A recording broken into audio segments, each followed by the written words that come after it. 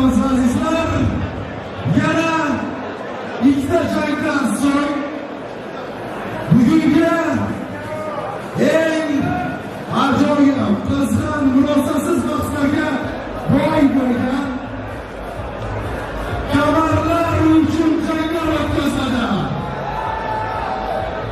Albatta, kechamizning so'nggi badalimiz bilan birga bo'lasiz degan umiddamiz.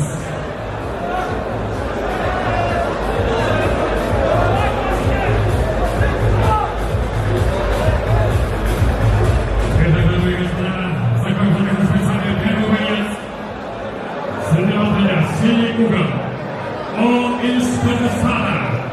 Спортивный клуб «Салик». Тренер Андреев Руслан. Он мастер спорта по грэпплингу. Неоднократный чемпион международных республиканских турниров по грэпплингу. Профессиональный боевой 6 боев. И 5 побед и одно поражение. Платакапус Урватов Рустем.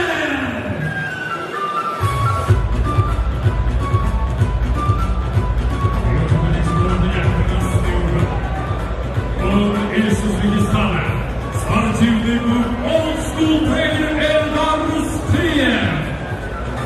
Мастер спорта по грэпплингу, профессиональный боевой 7 боев. Из 5 побед и 2 поражения. Из Ташкента Шазот Сабиров. Бойцы на середину. И главный рефери этого поединка Абдуллатов Шерматов.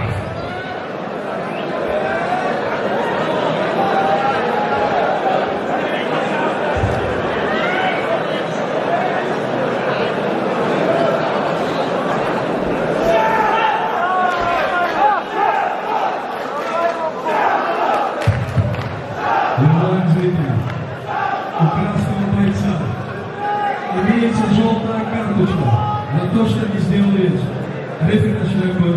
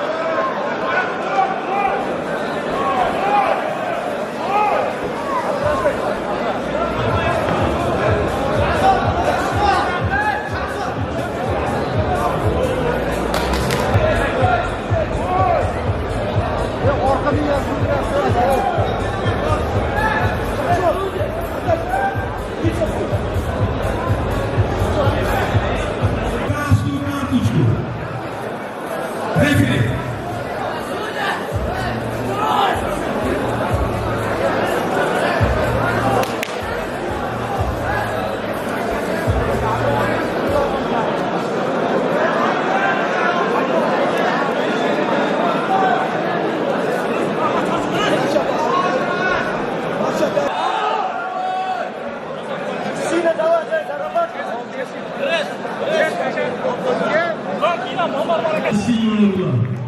Победа присуждается бойцу красного угла.